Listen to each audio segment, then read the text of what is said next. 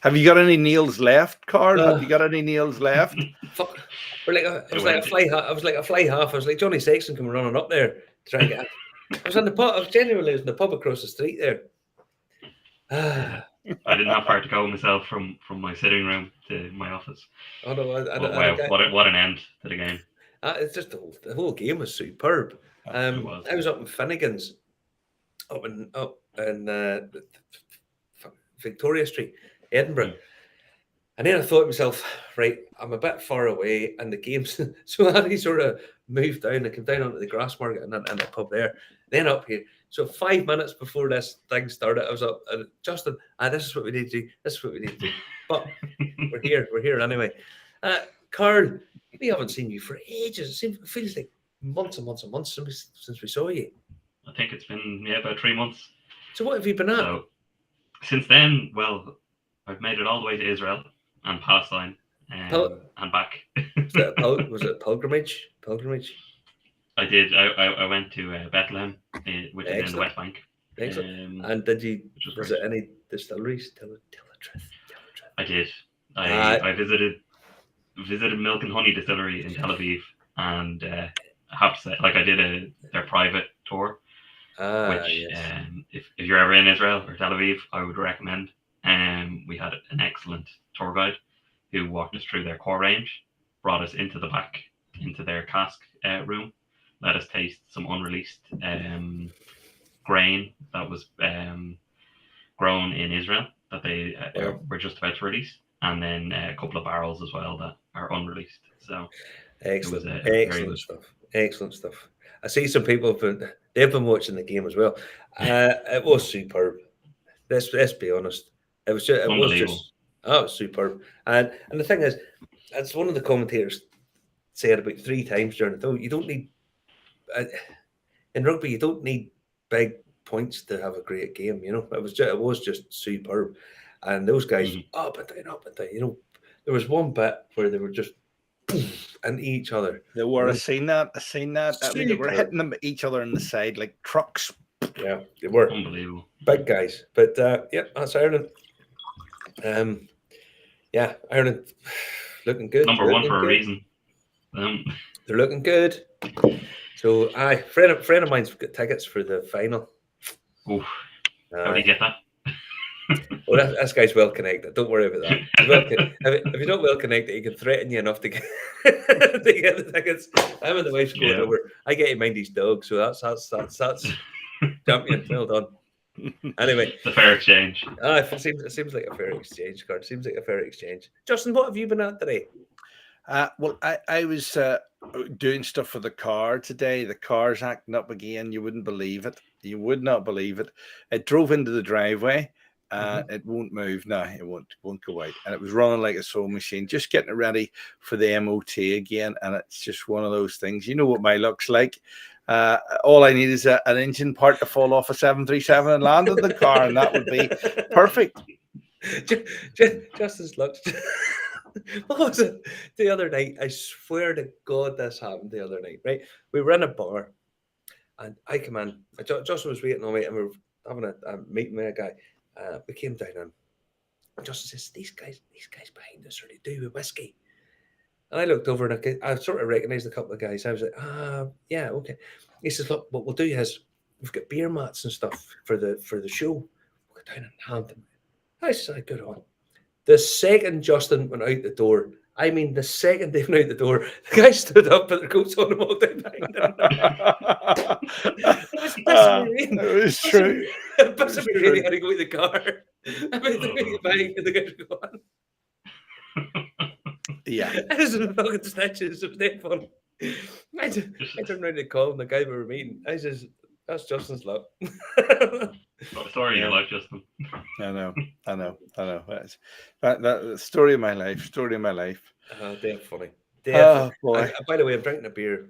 I do have a whiskey, but I bought a beer whenever I was down at the bar there. On the way up, Justin, will we do a wee bit of news, won't we? We're better because we've got 8 slides tonight. There must be the game of foot must be in the Whiskey World card, so we'll talk to you very shortly. Okay. Absolutely. See you in a minute, buddy. All right. See you soon.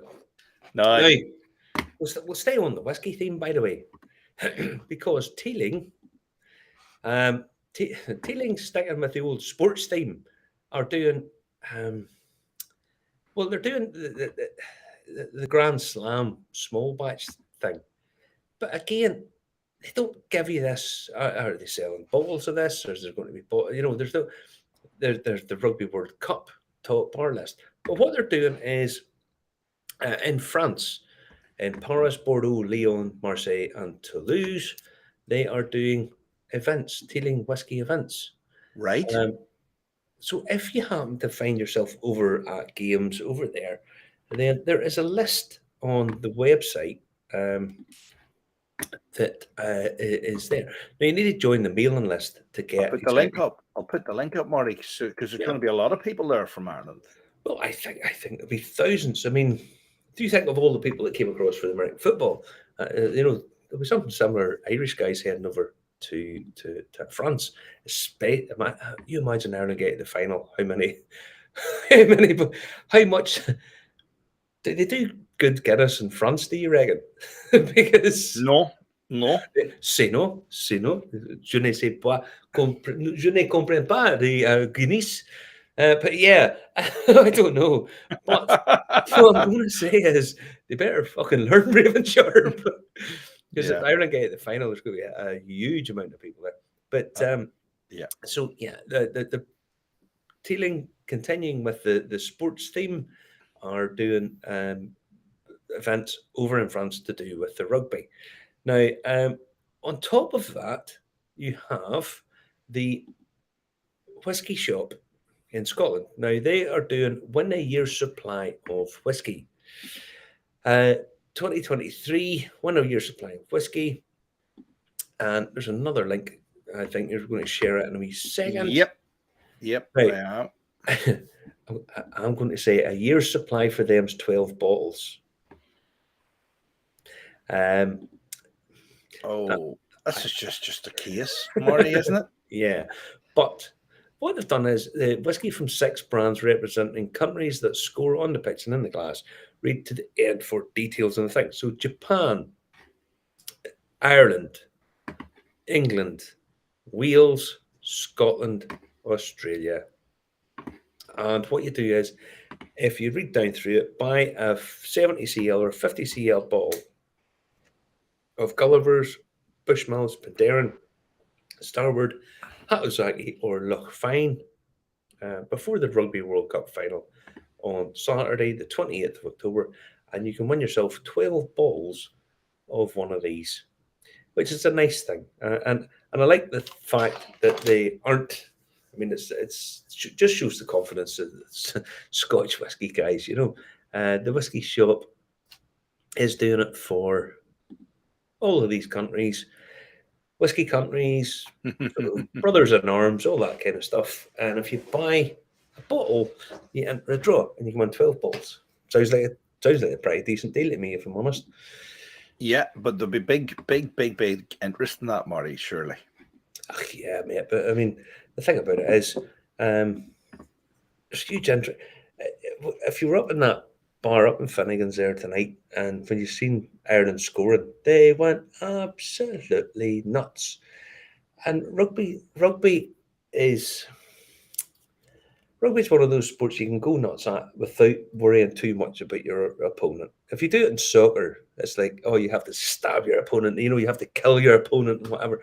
In rugby, it's like, yeah, you can cheer on yours, but if you want to, you think your other team's doing okay, give them a bit of a cheer too. It doesn't really, it's not that big a deal, No. People are passionate without being pricks, Listen, if you're watching tonight, we're 10 minutes in. Remember to comment, like, and share, and tag your friends. We're on YouTube, LinkedIn, Twitch, Telegram, Twitter, or X, Facebook. And there's Andrew McAllister commenting. A year's supply is definitely a debatable amount. Yes. More than 12 bottles, Andrew. Let's be honest. It's more than 12 bottles, buddy. Yeah. Anyway, it is what it is. That's what they're given. But it seems like a nice gesture. Now, Diageo, new releases. Diageo have come out with a whole new slew of Spirited Exchange is what they're calling it, and it's a new whiskey collection of stuff. Now, I want to talk. I'm going to get talking to Carl about this later on, because these collections of stuff. Beautiful looking collection, may I say so? Beautiful looking collection. This is the thing. What they've done is they've got 8 different artists to do different things in relation to the whiskey. For example, the Katana's Age is a Mortlach whiskey finished in an ex Kanasuke Japanese whiskey and ex Pinot Noir casks. It has an umami flavour that cuts through its ripe, fruity sweetness. I think that sounds pretty damn good, if I'm honest. There is Glen Kinchy, 27-year-old, one of the brand's most mature bottlings to date. Floral aromas. Oban, the soul of Calypso, with vibrant colours of tropical fruit and sugar cane from Caribbean pot still rum casks. I mean, these might. There's a bit of it where it becomes a bit gimmicky.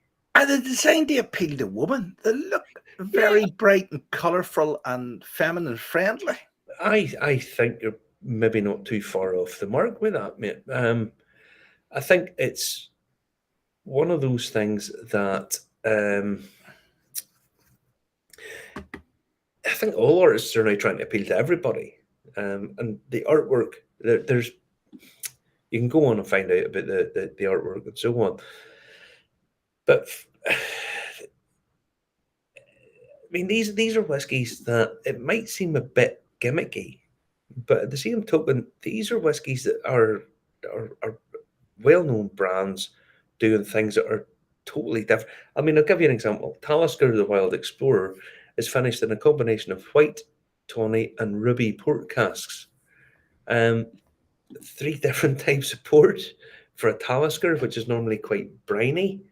I mean, these are interesting whiskies. To have them packaged up in the shall we say, a sort of gimmicky fashion to make a collection, some people will automatically dismiss them.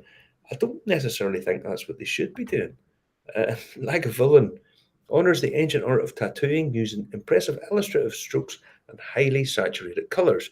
Lagavulin's renowned smokiness is given the special releases treatment, masterfully finished in a Don Julio Añejo tequila cask. The resulting whiskey is a stunning blend of bright herbs and juicy plums. There's a whole lot to like about this, if I'm honest. Now, the prices, just to do that Lagavulin's £155. The Glen Kinchy, 340. The Oban is 140.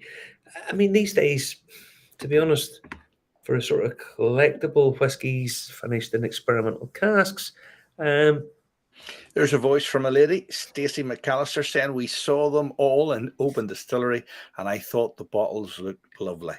Yes, you see, this is kind of what I'm saying. And I'd be interested. I want to get talking to Carl a wee bit about this. These sort of collections, people were collecting this stuff, thinking, "Oh, I'll collect them, and it's going to be worth a fortune." And it's kind of dipped a bit recently, but the whiskey aspect of this seems to me to be quite interesting too, you know. So, has Diageo got this right?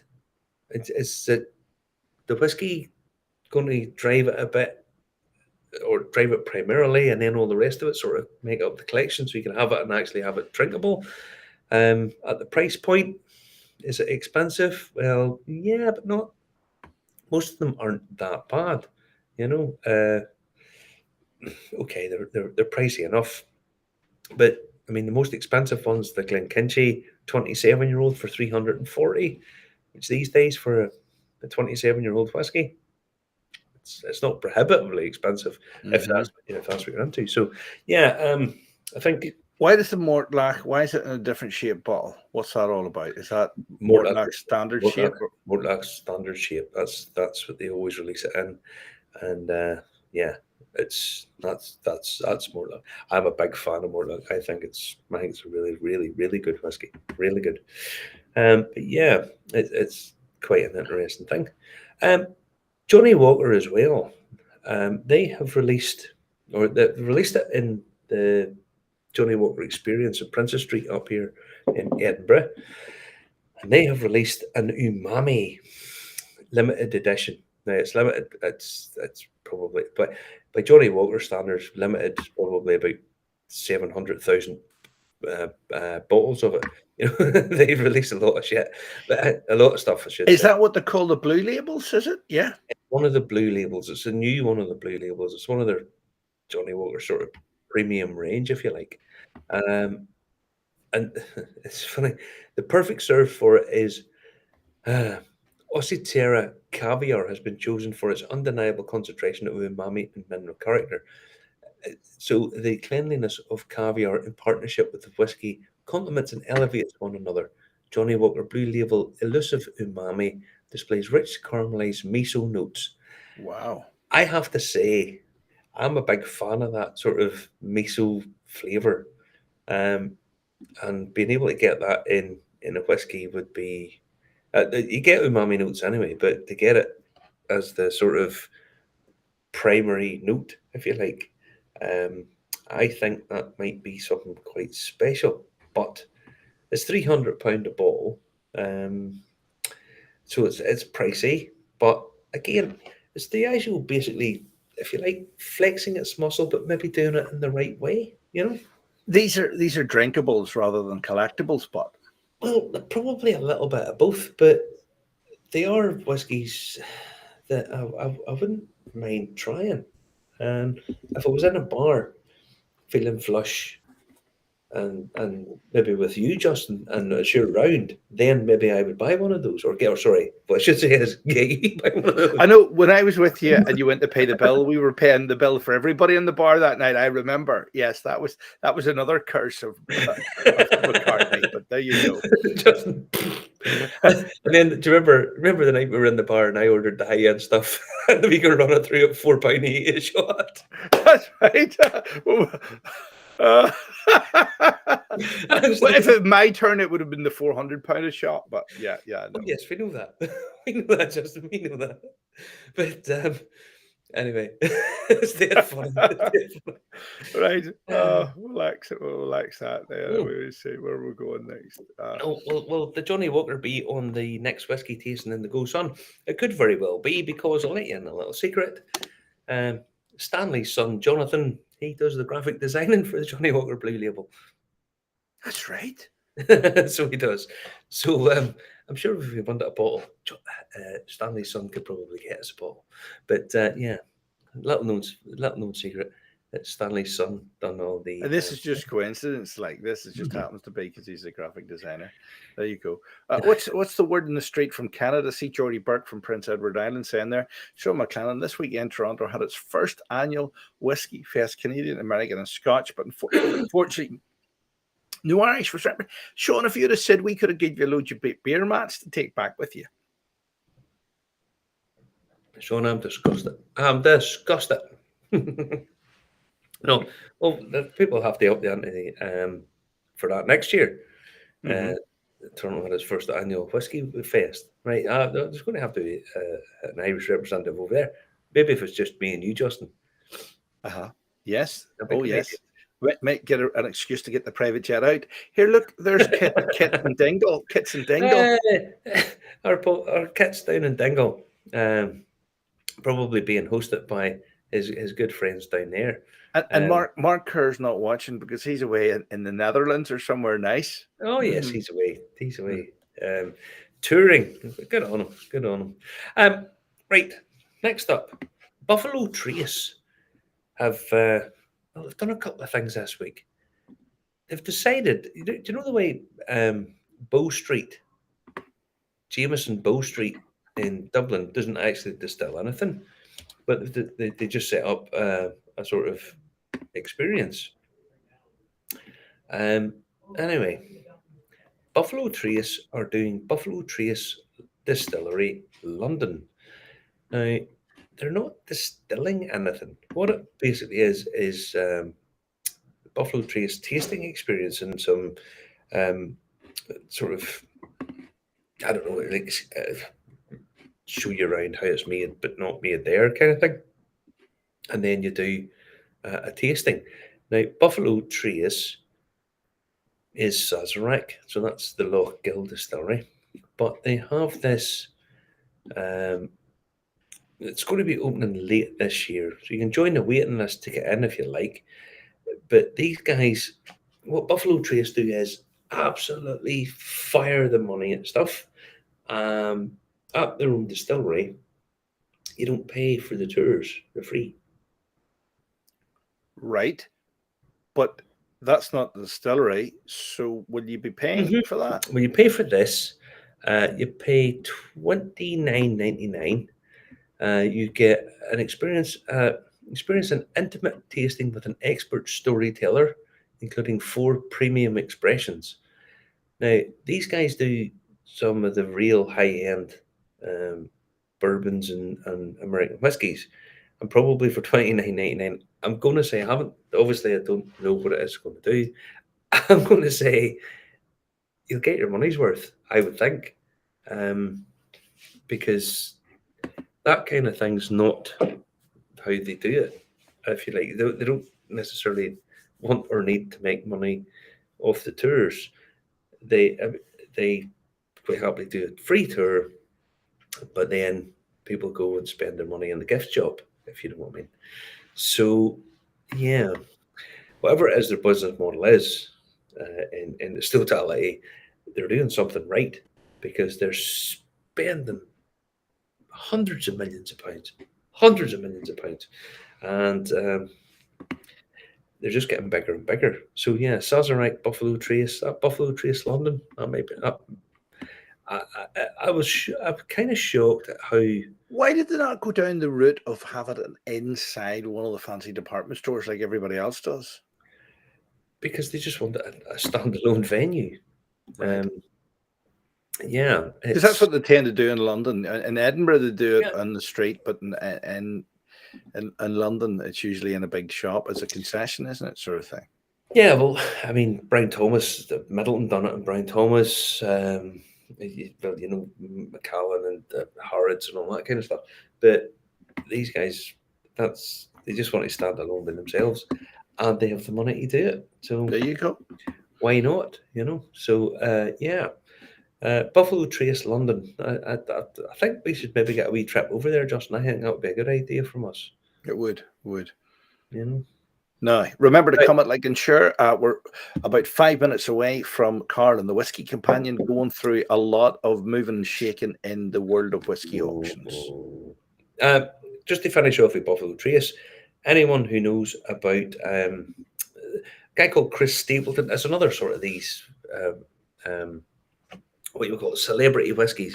But Chris Stapleton, he's the guy that does the song "You're a Smooth." I can't sing it because Zuckerberg will get me. I'm saying that if I had a note in my head, he probably would get me. But there you go. Tennessee whiskey, that's his big song. He's bringing out Traveller whiskey. A little bit of note on this. It's going to be a 45% ABV whiskey that is. It's going to be 45%. Release date it's going to be early 2024. Probably a rye whiskey that is not from various distilleries, so it's going to be a blend. But it's going to be done by Buffalo Trace as well. Now he's from Kentucky, but he sings about Tennessee whiskey. Is his big song. It's called Traveller because that's his album, one of his big famous albums. So that is that. Did we mention the Muffet Whiskey Festival? No, that's what I was trying to find. We've missed that out. We missed that out. I didn't want to interrupt you because you were in full flow. But our friends, we're going to see them actually again soon, aren't we? They do over at the Edinburgh Whiskey Festival. Yeah. Dark Sky Spirit Company have brought out. Do you remember 2 years ago they did the Eagle Festival bottling? Well, they've brought out another one. So if you buy that, hang on, give me 2 seconds. it supports the South of Scotland Golden Eagle Trust. Now, you can only buy it at the festival, which finishes tomorrow. But last time, once it finished, they hadn't sold out, and you can buy it online. I thought it was a really, really nice whiskey, and it helps one of the best causes you can get, letting the big birds soar in the sky. So yeah, the Moffat Whiskey Festival, Dark Sky, Spirit Sky, down there in Moffat. I have to check in and see where their distillery's at. It must be nearly open by now. Must be. Can't be too far away, so we have to check up on them. It was a quirky one because it had a children's play park out the front, didn't it? Yeah, that was it. They were catering for families to come to the distillery, which I thought I remember at the time thinking that's a super idea. You know, Daddy goes in, Daddy and Mummy goes in and gets a few drinks. The other way and send the slides. No, that wasn't. I'm only joking. But no, I think that is really, really nice. There we go. So, what have we got to do? Speak to Our Carlos. Our Carl. Stand by, Carl. Here you come. Carl's on full screen. He is. He's here. Hey, nobody. He's here. Yeah. He's back from his travels, and we get a yarn with him. Mm-hmm. Carl. What? Just quick opinion from yourself. Mm-hmm. Diageo's bringing out this expressions as a collection. That's the way they're billing it, as a collection. But the whiskey's really interesting, and it's not that prohibitively expensive. In your opinion, as a collectible, there's not going to be. This is not a particularly limited release. Is it worth buying to hold on to, or would it be better to buy to drink? Yeah, like in my opinion, it's definitely one to buy and drink rather than buy and hold or buy and collect. Yeah. You know, like when you were talking about it there, I decided to have a quick look because it's not something that ever really came on my radar. I knew that Diageo brought out, you know, a collection or special release collection every year. You know, one year they did the Game of Thrones one, which you know, made a bit of a ruckus when it started, and then just completely dropped like a stone. Which is kind of how the rest of them have gone as well. So I looked up 2022, the Cameron Bridge 26-year-old, for example, sold for retail just over €300, and it recently sold at auction for €210. So it's definitely not one to sit on. but the whiskey seemed really, really interesting. You know, a triple port. Absolutely, yeah. Like I think that's what Diageo are trying to do with it, is to showcase what they have and the catalog that they have. Yeah, and I think it's one of those things. People should really be buying these to drink. And don't get me wrong, it'll be a nice collection in terms of the artwork and stuff. It looks pretty, and I think sometimes people get a bit cynical and think that they want people to buy these as a collection and, you know, try and force the price up. But it hasn't happened, and they don't. They're all different whiskies, Marty. They're all different whiskies. Nobody's going to collect different whiskies, are they? That's what I was just about to say, Justin. You know, it's very different from a normal collection. That comes from a single distillery or a single brand, whereas this is coming from, you know, 7 or 8 different brands. Yeah. I know it's the same parent company, but people don't look at it like that. They have brand loyalty to a single brand, or, you know, maybe a couple of different brands. Yeah. But yeah, like maybe if it was a distillery, like if Middleton decided, okay, we're gonna have a similar thing, but it's gonna be Green Spot, Red Spot, Method of Madness, Middleton, Jameson, you know, maybe you'd have people, you know, going for that. But I suppose they're all different distilleries. I suppose it's not. Let's be honest. There's nobody really would have the clout to do what Diageo's doing here. No.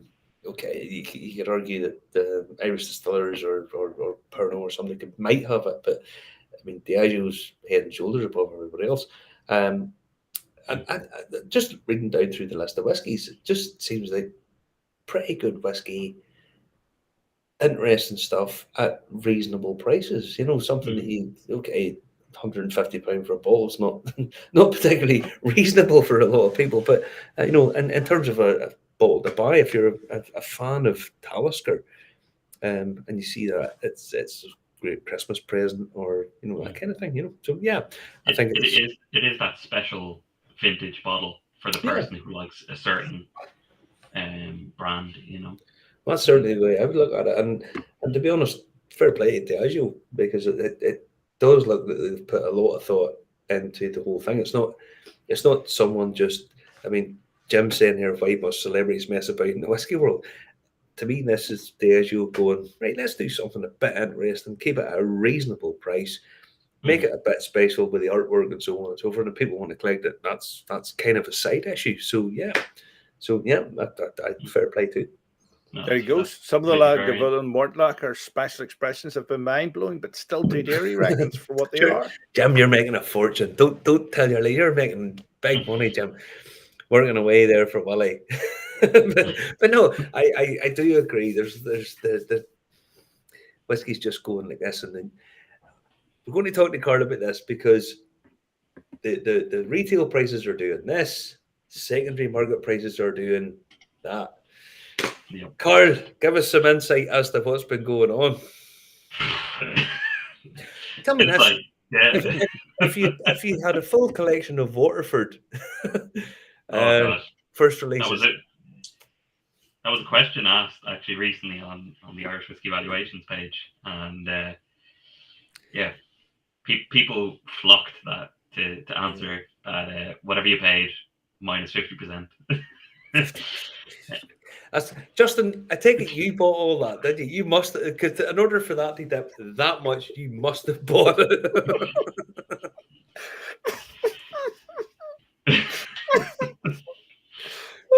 It is an interesting one though, because the most recent ones, the peated ones that just got released last month, a couple of them showed up on auctions, and they did sell for retail, or just below retail. I think it was about 80 or 75 euro. If I'm totally honest, I think long term, I mean, you'll get your money back.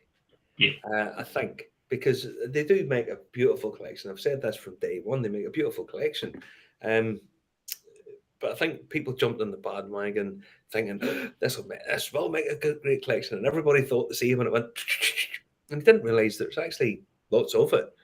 And then once everybody sort of like that, nobody really wanted anyone like that. But I think long term, the first releases will probably do okay, but it's going to take a while. It's going to take a long time, and I think a lot of people have pivoted. They're no longer going after the 1.1s. They're going after the micro cuvées. Yeah, and I think that's a very good idea to do, and it is a collection in itself. Yeah, and a lot less bottlings of it as well. A lot less bottling, but you run into the issue then of the micro cuvées being sold as, group exclusives for like Facebook group exclusives. Yeah. You have there was one in France recently, that they wouldn't ship anywhere. You had to go and collect it in France. So that would be the biggest hardship in the world. Let's be honest. It wouldn't be the biggest hardship to go to France. I know. Absolutely, like especially with the Rugby World Cup on. But I mean, looking further afield, I'm sure they'll have one for Taiwan, and they'll have one for South Africa or whatever. And I think people will get struggle. They will feel the struggle, even with the micro cuvées at some point. Yeah. I think Waterford. Everybody was baffled at the start. They had sort of jumped on board, and now people are going, right, that's enough of that. We need to sort of standardize here. But I think loads of stuff that the brought out's been really, really good. I absolutely love the bottle. I think the bottle's just pings off. Said it before. Peter Stewart, too many. Absolutely, Peter. Yeah, too many. I agree, Peter. I agree. Now, Carl, give us your wisdom. Oh, Guru Carl, tell us what has been going. What do we need to sell quick before Justin buys it? We go back. Look, this is going to be a bit of a mixed bag here, and I kind of wanted to cover a couple of different bases. I did stick with Irish whiskey, and I looked at not only the stuff that sold this month, but I compared it to the 3 months before that, just to see kind of how since I last spoke to you, how it's performed. So I want to start out with Middleton. the reason I want to start out with Middleton is because it's something that everyone kind of flocks to. Everyone is thinking, you know, you buy Middleton, you'll never lose your money, you know, it'll always go up. And, you know, 95% of the time you're right. Yeah, that is correct. You buy it at retail and you sell it on at some stage, it will go up. But if you are a secondary market person and you buy stuff at auction, it's definitely something that you have to keep your eye on. So the Middleton Very Rare 2023, that was sold 66 times. So it's the highest traded in the last month, for a 220 on average. So that's hammer price. So some were obviously below. You can see in the picture there, minimum was 160 that it sold for, which is well below retail of 210. I think it's even gone up a little bit more since. And you can see by the graph, it's kind of just stagnated since, you know, about March or April of this year. Well, to be fair, everybody that knows anything about it knows that there's a second release of it later on in the year. Exactly. So why would you go daft for it? And to be fair, everybody also knows, or should know, that there's everybody goes nuts to buy it, and then there's people trying to flip it. So you're not. It's easy enough to get and get it for retail price or thereabouts. You don't have to go nuts to try and find it. You know. No, and I mean, like you can then just look at the 2022, and the 2022 is selling on average for €7 more than that. So, you know, the MBR 2022 was at a different retail price. It was at 200 rather than 210. And that was the first price jump that happened. And you know, it's 10% difference year on year from the retail price. But you know, the aim of the game for Middleton is long term game. It's the cheap box that comes in has done the damage. Shit. It's shit. It really is. I mean, in all seriousness, it's just, what the fuck are they thinking about? I mean, it's just crap. It doesn't go with the aesthetic. No, it's just rubbish. Well, there's Martin McShane disagreeing. He says IDL marketing since has been brilliant at the supply and demand. Yeah. And Martin makes a great point. Like it's something that they changed with the 2021 release. Is they changed that they're not going to have one release. They're going to have multiple releases. And you know, people were always talking, and they were like, "Oh yeah, there's going to be one release in February. There's going to be one release in August. There's going to be one release in October, just before Christmas." And every time that happened, people would get it into their mind, "Oh, this is the release coming. You know, it's only going to be there for a second." So you'd have people that are working in shops, or you know, would be out and about doing their weekly shop, and they'd see that it's there and they buy it when historically they probably wouldn't have, because they would have been like, "Oh, it's always going to be there." Oh no, they have created panic. Let's be honest. I got phone calls as soon as it was released. I got phone calls. Can you get me a ball? I'm like, no, I'm not looking for a ball. I don't think it's IDL though. I think it's across the industry. Because is he being sarcastic? Because the 2020 figures are even worse. Sorry, I think he's talking about just from a retail perspective, from a sales point of view for IDL. Okay, right. In 2020, everything went chaos. I mean, in terms of prices, secondary market prices, everything just went through the roof. I mean, people were sitting at home watching Tiger King getting 80% wages for doing fuck all. Pardon my French. Just all right, let's just spend money. What's the point? We could be dead tomorrow. Let's buy whiskey, and the prices all just went nuts. Yep, and the thing is, you see it from off licenses or online retailers. They'll send out an email and they'll be like, "Oh, you know, this is a limited release bottle, and you know, we don't know how many we're going to get," and then they sell out. Then 3-4 weeks later, "Oh, we found some stuff stock in the background, or we have a restock," and it's like, come on. Come on. I never blame anybody for wanting to make some money. I mean, I've never blamed anybody for that.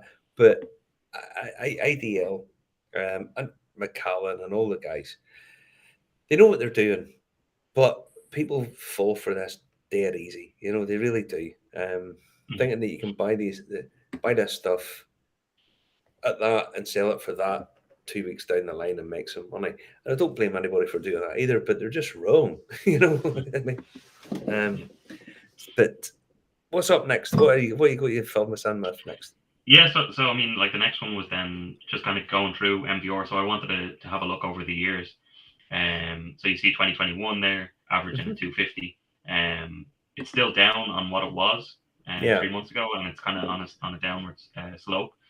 So, you know, if you buy it at a certain point, it's not always going to go straight up. You know, it can fluctuate. It's just the name of the game.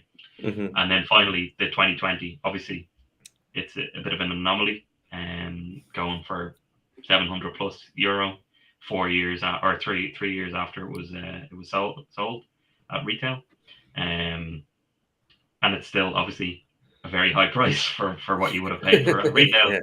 So being 4.5% down is, you know, not the end of the world. But if you were lucky to buy it at retail and you bought it, you know, earlier in the year, then you'd be down on the money. So I don't forget, there's plenty of guys bought shitloads of it, thinking if I buy it now, it's 3 times what it was at retail, 4 times what it was retail. It must be going to 10 times what it was retail in the next 6 months. And you know, people always refer to it as the next 2009 Middleton. You know, Middleton Very Rare 2009, but that only started reaching peaks just before the 2020 or just as the 2020 happened, going for 4 or 5 grand. You know, it kind of sat at, you know, 1,200-1,500 for years, like, you know. I mean, 1,200-1,500 is still a lot of, look, still a nice return, but still a lot of money. If you bought it at 1,200 and it jumped up to 4,500, you know, you did really well out of it. Which absolutely. Well, all I will say is, I sold one and enjoyed 3 months in America with my girlfriend. So I did well out of that. Thanks, ADL. and no thanks to Justin. Justin had no part in that. Otherwise, I'd have spent 3 months living in his sofa. You know, if Justin had bought a bottle of 2009, I'd end up having to keep in a tent in his back garden or something. But thanks, ADL. You've done me proud. He wouldn't have a broken car if he still had a 2009. Oh no, he fucking wrecked my car. No, he's not allowed to have my car from now on. That's not what's happening. Jim says, I see the Barry Crockett Legacy has a new downplayed look. Has this already been mentioned? No, it hasn't been mentioned, Jim. And again, it's that you want. I don't know why do you want to buy a quality product named after a legendary guy in the whiskey thing? And then that they had a €50 on it. Sort of shitty box, do you know? I don't know, like, they put in a green box with a nice Go Faster stripe on the side, and they put €50 onto it. You know, the original boxes, that lovely wooden box, was really, really sort of classy looking. You know, it's just a really, really nice thing. It's the environmental credentials they're going after. How can you be more environmentally friendly? Taking wood, pulping it up, mixing it with glue, and sticking it up and saying, it buys into the woke brigade. They buy into it, and they think whiskey buys into it. You know. I think Justin has just a whole box like of Barry Crockett behind him there, because it's the same color as your background. The color box. No, I assure you. Justin doesn't have Barry Crockett behind there. He is probably Fred Crockett that was made in a bucket in South Africa. Somebody told him it would be worth a lot of money. And that's what happens, Justin, right? It's you know, it's the same time he bought the hair growth stuff that he put on his hair. I apologize, Justin. You know I love you. Mate. Anyway. Where are we going next? The next one I wanted to talk about was an interesting 6-bottle lot that sold on Celtic. So this was, I think we'll actually see a lot more of these coming up in the future. So this was a 6 set of inaugural releases.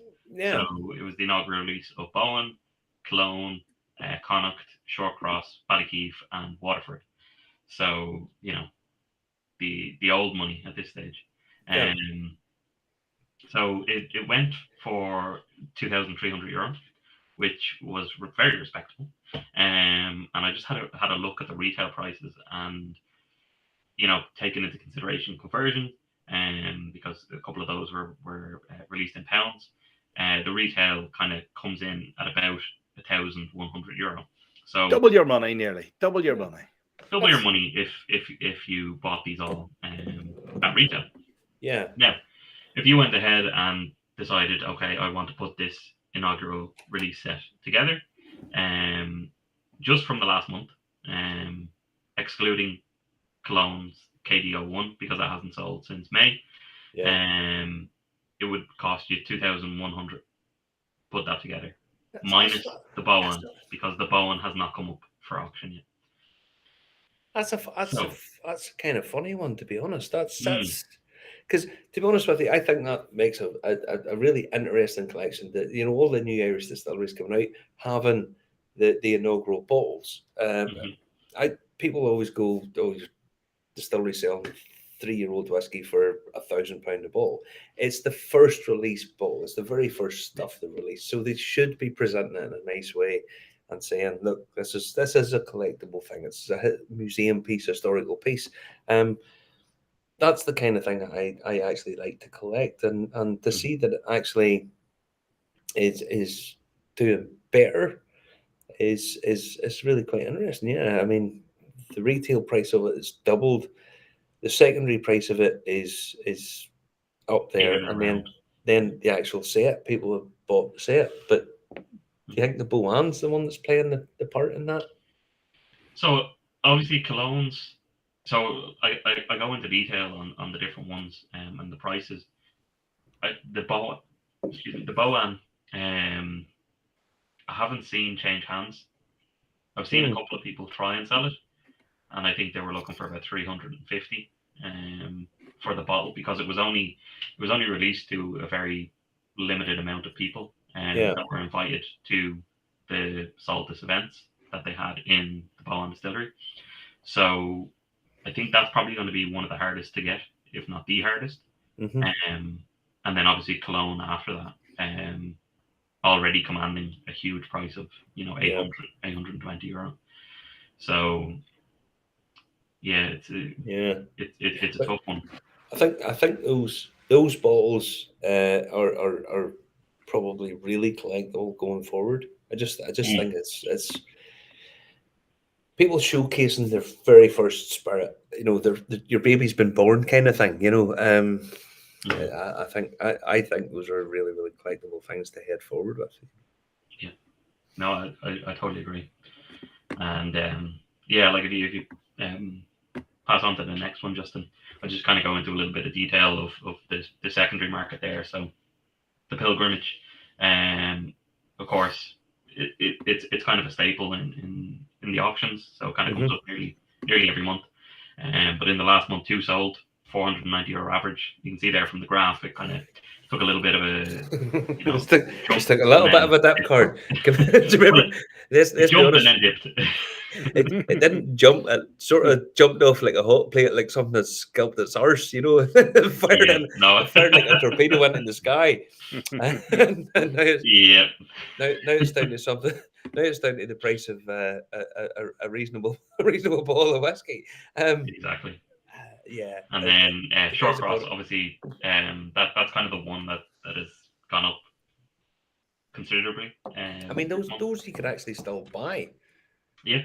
From what I mean, you can still buy those up to not that long ago. I'm not 100% sure. Can you still get them on the website? I'm pretty sure they might have a couple left on the website. Yeah. Let's have a quick look at that, because if it's jumped up that much, Murray might make a purchase this evening. Justin, don't you be buying. I won't look. I won't be looking. I won't be looking. If I look, it'll curse it. It'll curse it. For fuck's sake, don't you be buying it. Oh, hang on, shop now. Let's go to the shop. Go to the shop. Let's see. The new make. Yeah, it's still there for £300. Okay, it's There you go. yeah. So yeah, I mean, like before this month, it was obviously selling for less than that, but you know, when it Bumped does up. sell out, it'll go up. Yeah, Definitely. I think so. And Um, bloody nice whiskey it is too, to be honest. yeah, I have to say, like I had their rye and malt, the Mm-hmm. cask strength, unbelievable. Oh yeah, oh no, they know what they're doing. They really do. Yeah. I very fond of them. Really, really nice people. They normally watch here. They normally put in a wee comment. Once you mention Shortcrest, they normally go hi. But no, as I say, I think that's a nice one to have. It's a bit of a slow burner, but I don't think that's the worst thing in the world either.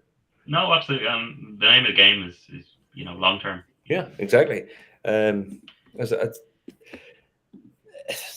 the way I look at it is, if you're bringing out your first release, if it's make it a limited edition, make it something a bit special, present it quite well, and charge what you like, because people are going to have them as museum pieces, and okay, send a wee sample out with them so people can taste it, but the thing should be a bit special, and it's a museum piece, and then carrying on forward is the way you're going to make your money. But yeah, no, I'm glad to see that jumping up, because the ones down there, they deserve it. I think a lot of them, they're really nice people. Yeah. No, totally agree. And then onto the next one. The next one is Cologne and Connacht's first cast. So obviously the Cologne one hasn't sold since May, and that's sold for €820. So coming out in. I see Jim's asking how much of that has been drunk. Fuck all, Jim. Let's put this in perspective. Nothing. Nobody's drinking it. Very little. Very little. Yeah, nobody's going to drink that cask, because it's all the other stuff. It'll be a quarter of that price, fifth of that price, or less. It's because something says the number one is the first release. This is the first cask that we've released. People just want it to say that's the initial, and that's the genesis of everything that's going to happen after it. So, yeah, fair play to them. Mm-hmm. So yeah, no, I mean, yeah, fair play to them, and it's one that people go mad for, because obviously it is the number one for Cologne, and Cologne have a very dedicated fan base. Team Cologne. Cologne cult. They must have a hand signal. They might have one of these signals, like the E Street gang in LA. They do this here. So, you can just see somebody standing around Ross Trevor. I think you just have to take a shower with a shower cap on and a little ducky, and you're inducted. But yeah, I mean, look, the Cologne, the first cask is not going to come up very often. No. And yeah, I mean, this came out and it was £150. So to see that it's selling for €800 plus is mental. But that's obviously one of the big ones for. It's very little of it, and it's set on a shelf stuff. Nobody's going to drink the first release. The second, third, fifth, 10th, 40th. That's when people will get their money.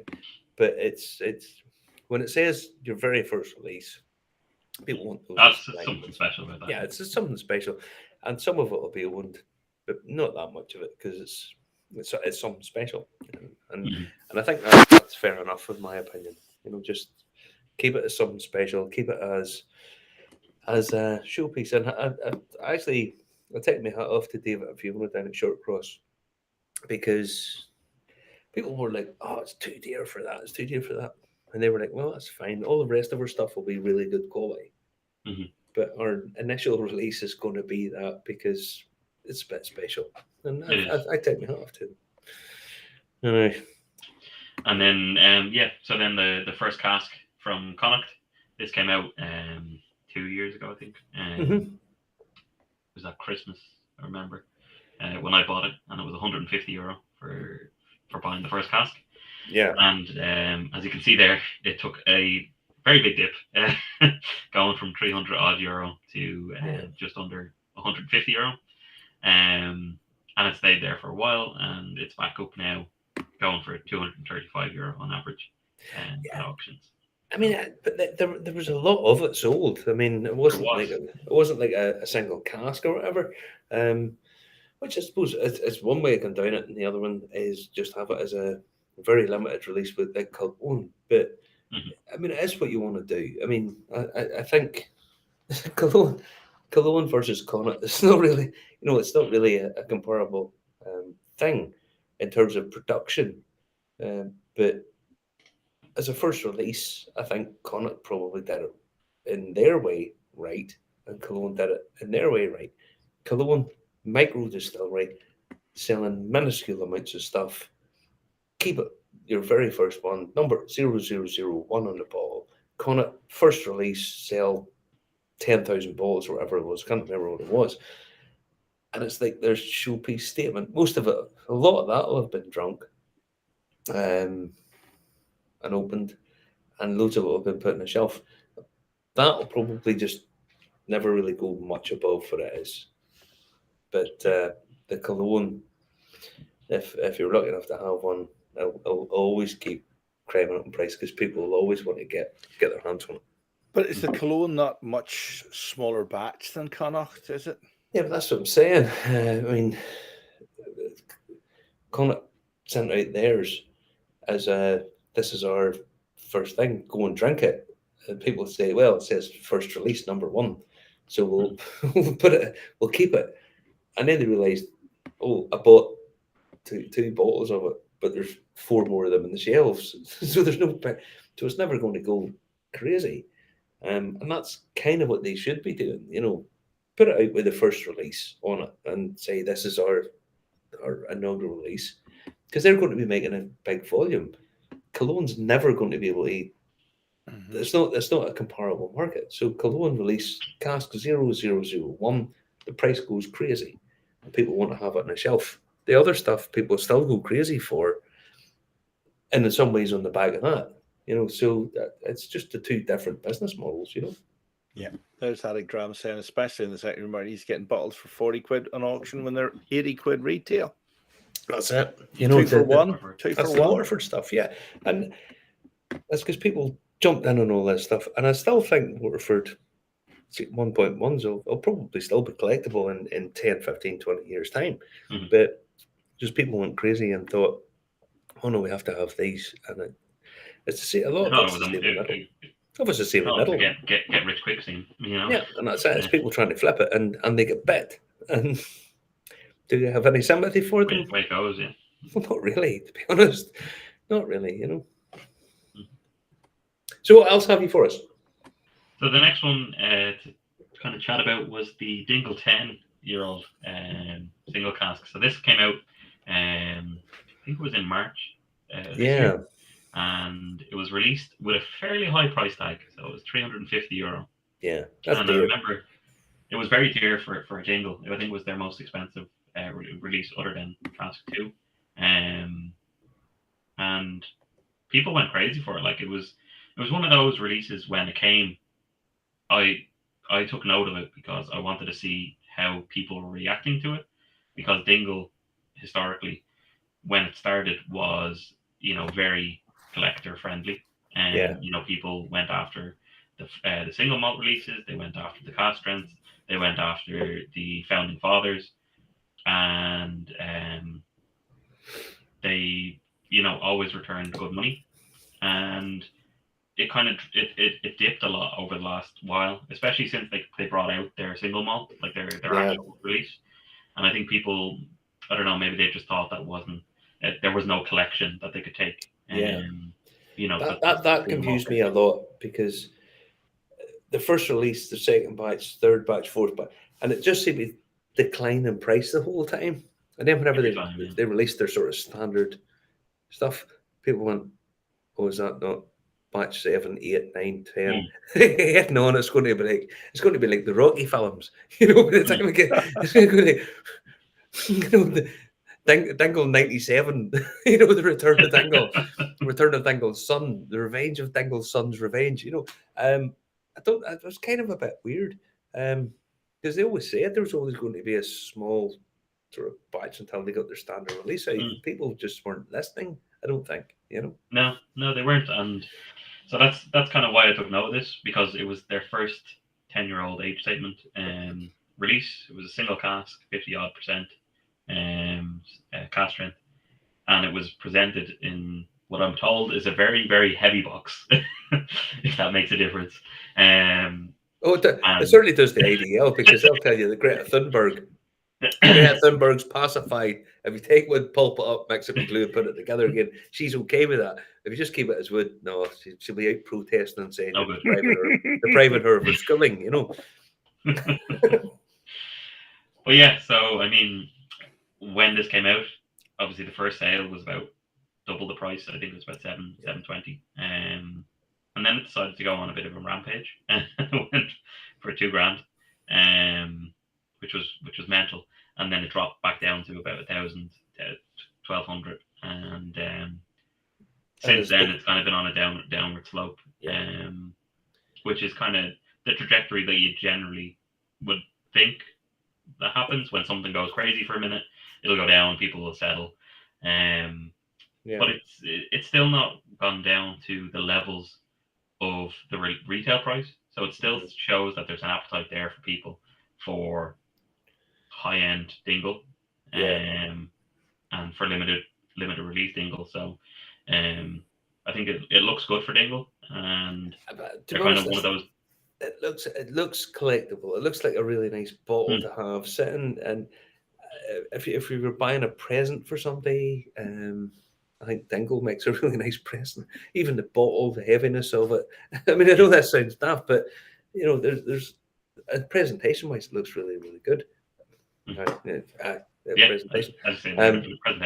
Presentation looks fantastic, and the whiskey a lot of the times really, really nice and complex and well worked. So there's a lot going on for dingle that really works well. Plus, Kit Charles is down there this evening, so he probably drank enough to keep them afloat for about 2 years, you know.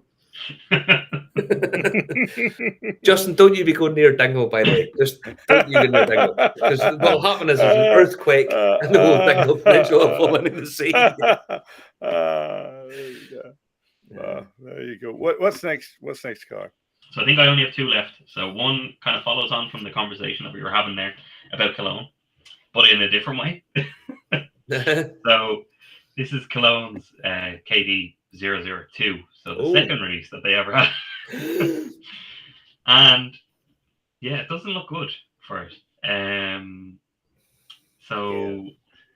I have notes here. Just give me a second. Was that the wobbly bottle one where the bottle wobbles? Was it? I'm not sure. No, sidebar to that. Carl, tell me this.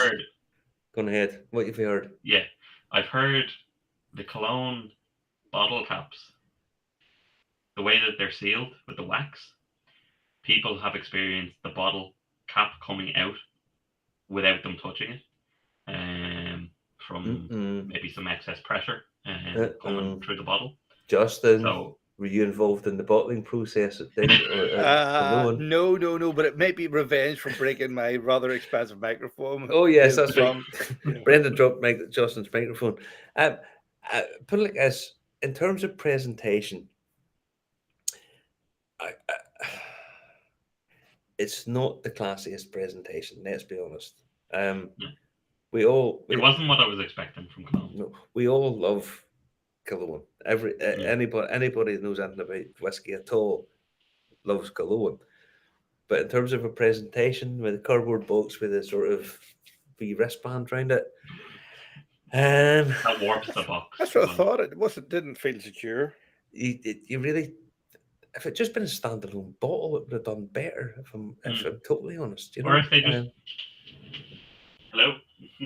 Yeah. Oh, absolutely. Just do this. Yep. They could have modified that and made it a sort of sleeve design for the ball change. I think that probably worked better. Like you can even see the box is warped and everything. Yeah. From the barn. And that's a number 1. That's KD01. Oh. Burglars, don't be near Carl's house tonight. He's got a Cologne number 1. 232 bottles. Holy Jesus! But no, it just was a bit strange. I mean, our Jim's popped in, and his eloquent version of it is he said it's shite, which is not. Yes, a fine Yeah. critique there, Jim. Fine critique. But I saw what they were going for, and it's different to what has already been there. I'm having a wee while. Wise Irish or Wise Oil whiskey tonight because I got it free at the start of the week. Brona gave me a bottle earlier on last week, and yeah. So anyway, That's after a week. yeah, I've been working, my friend. I need play. I need sustenance. I need sustenance. Yes, a bottle of whiskey a week. This is that's me behaving myself, mate. That's behaving myself. Anyway. Anyway, yeah. So the Cologne KDO2 or 002, there was 5 sold in the last month. So that was across Celtic, Irish whiskies, and whiskey bitters. And on average, they sold for €86. So, you have to remember that these are being sold kind of £110 is the retail price for a 50 cl bottle as well. Yeah. Now, 2 of them, so 3 of them altogether sold on Celtic. 2 of them sold for €65 on Celtic. Wow. 1 sold for 85 on Celtic. Now, stipulation here. The one that sold for 85 on Celtic had a couple of different samples from Belfast Whiskey Week. Okay. And was categorized as Cologne on, the brand or the producer. Yeah. The 2 that sold for 65 were just a bottle on their own, but they were down as Bowen on the website. So it made you question whether that miscategorization meant that people who were looking for Cologne couldn't find it because they didn't look through all the different whiskies, and they never looked at Bowen because that's how it was categorized. If I was the guy selling, I would be. There's something not right there. Strange, right? I hadn't seen that before, so it was an interesting one. Yeah. But in saying that, anything outside of the KDO1 has been dropping. Yeah. I know the experimental cask ones have been dropping away. So Stacey has a valid point here.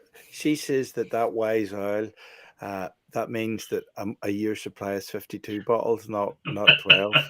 Stacey, if I thought 52 bottles of whiskey would get me through a year, I would be happy with that.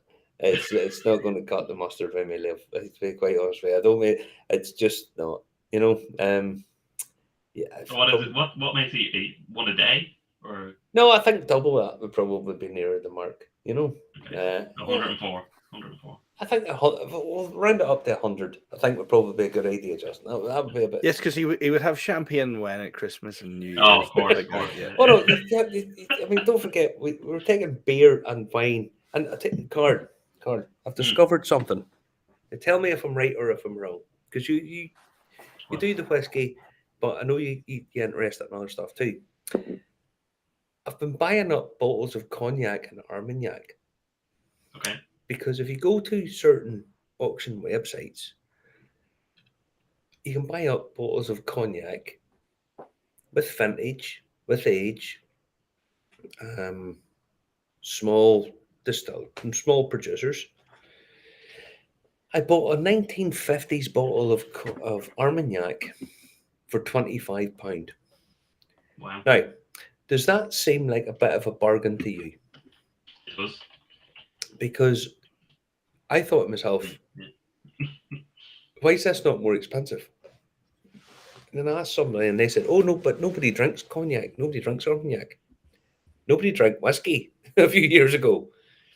So if anybody's wanting an investment tip, I'm going to say, and I'm cutting my own throat here, start buying up vintage bottles of cognac and Armagnac and Calvados, because you can pick them up for pretty much next to nothing.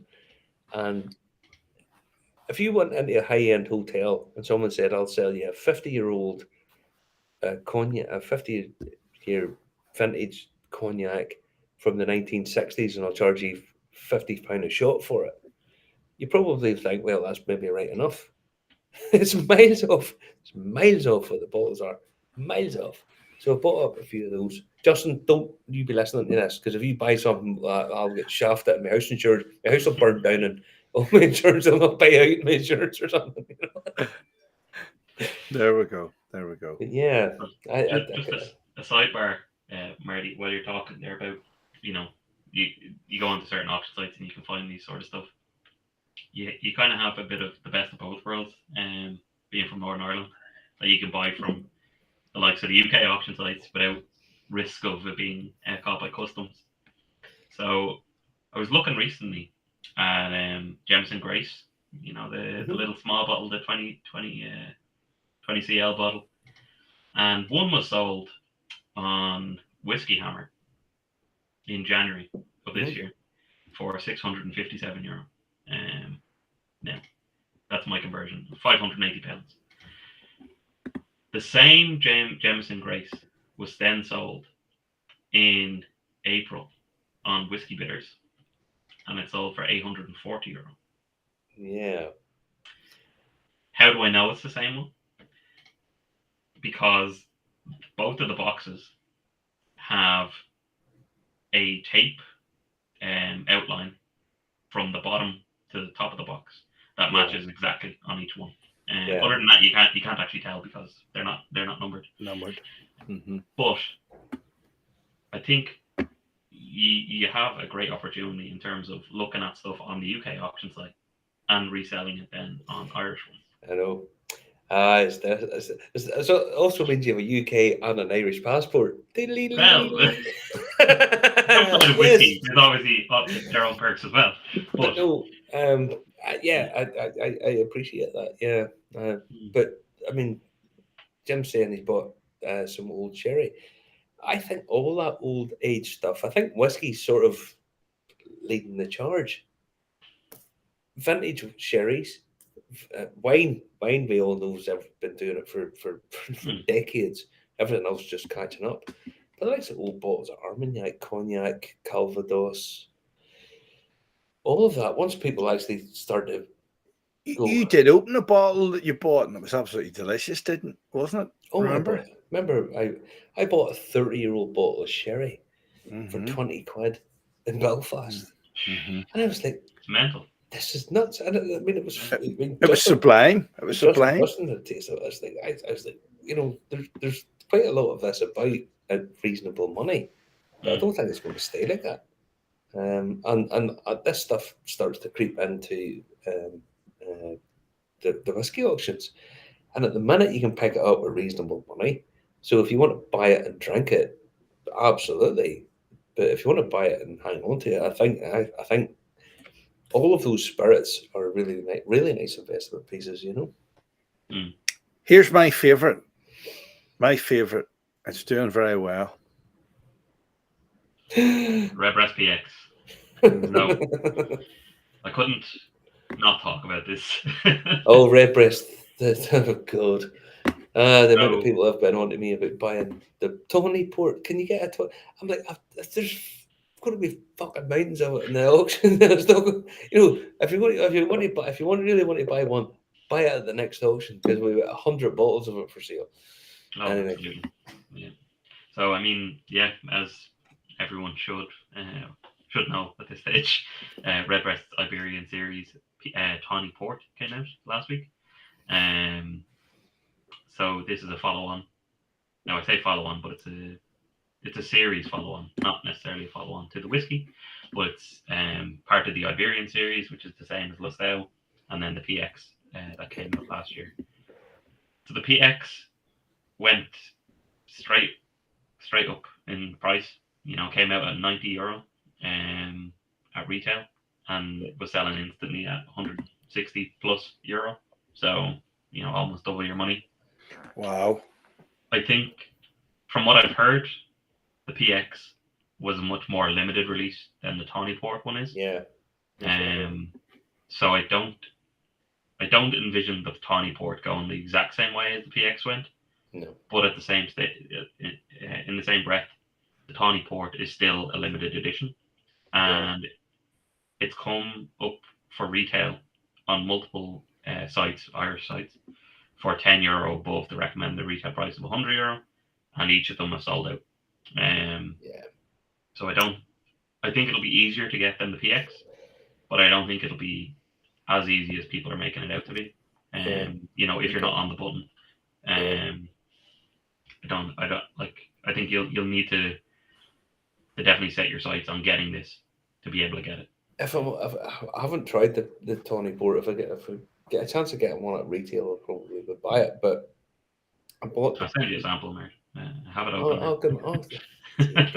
See, good to have friends. But no, the PX, it was okay. It was a little bit sweeter than Redbreast, and Redbreast tends to be quite sweet anyway. So I kind of thought it was good, but it wasn't. I thought it was not as good as some of the standard Redbreast releases. I mean, Lost Eye is probably a better one. But the Tawny Port, interesting enough. Like I opened it tonight, and I have to say it depends on your palate. Like if you like very, very sweet, like sweet forward, you're gonna prefer the PX. Oh yes. But I think the port, it dries your mouth like a port should.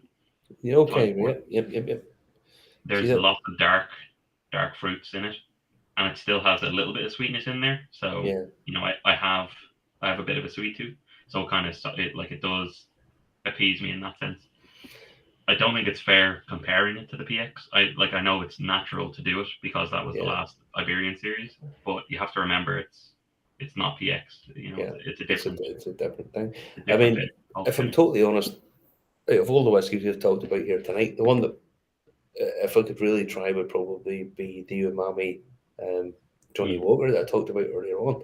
I think that sounds just fabulous because it just appeals to my palate, you know.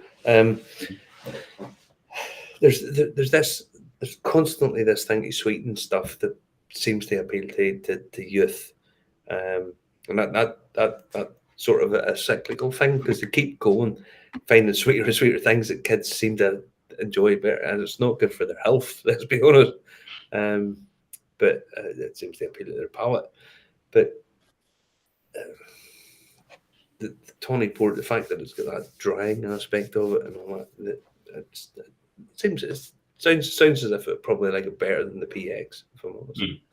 Yeah, no, I have to say it does drink nicely. I do like it. Excellent. But yeah, like Peter saying there, he hasn't been able to get any Tawny from a supplier. So yeah, but you know, people are always saying, "Oh yeah, you know, it's going to be a lot easier than the PX," but I still think it's going to be.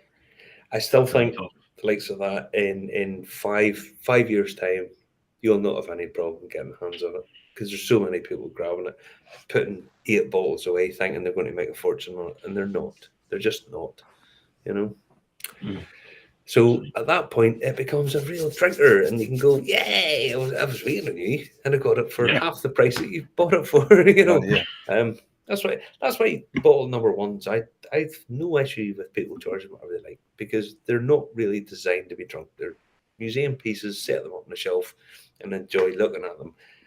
See what they do with the next ones, and so on and so forth. But the likes of these that people go mad for. It's kind of the same as the Middletons. People go mad for them. There's no short supply of. Let's be honest. You know, you're talking thousands and thousands and thousands of bottles. It's not hard to get your hands on. So there you go. You've insider. Tawny Port will be in Dublin Airport on the 28th. Exactly. How many they get though? Oh, seven bottles and 48 flights heading out. But listen. Have you anything else for us, Carl? What other insights are you going to give us? No, the only other thing there, I see Attic Grams asked a question. You know, if I check the last 1 to 2 years' performance, is there a dip in July, August, September? It's something that I'm always asked, or not necessarily that I'm always asked, but that is always asked. You know, is there a right time to buy or to sell or whatever? And it is very bottle dependent, but generally speaking, the summer months do tend to kind of dip a little bit. Whether that be people are going on holidays, you know, or anything else, getting ready for back to school in August. And then obviously November, you generally tend to see people selling a lot more, but you can still get some very good prices because people are trying to free up money for Christmas. And then January is generally a bit of a dead month because everything's dead in January. But no, so what's the best month to sell, Carl? What? Well, that's the thing. Depends on the bottle. Always depends on the bottle. I all I know is I got a real bargain a couple of weeks ago. Guy through a friend wanted to sell whiskey, and I why are you not taking it to auction? Oh, I don't want to. And he sold a couple of bottles. He sold a number of bottles, and I happened to pick them up. I gave him exactly what he was looking for. Them took them off, and then there was a bottle that I was a bit. Hang on, that's a bit special. That one, I've never seen that one before, and it turns out it was a special commemorative bottling. I sent it to you, and and you said it, and I was like, I've never seen that one before. So yeah, it just goes to show you can still get bargains out there for collectible stuff. Came in a presentation box with stuff in it. Really nice bottle. But as I say, you do get you can still get bargains out there because people like to collect. That's just human nature, Colin, isn't it? It is, and some people are accidental collectors. Exactly, accidental collectors. Carl of the Whiskey Companion, you are always a font of knowledge. Top show tonight. Oh, absolutely. Always give us insights and stuff.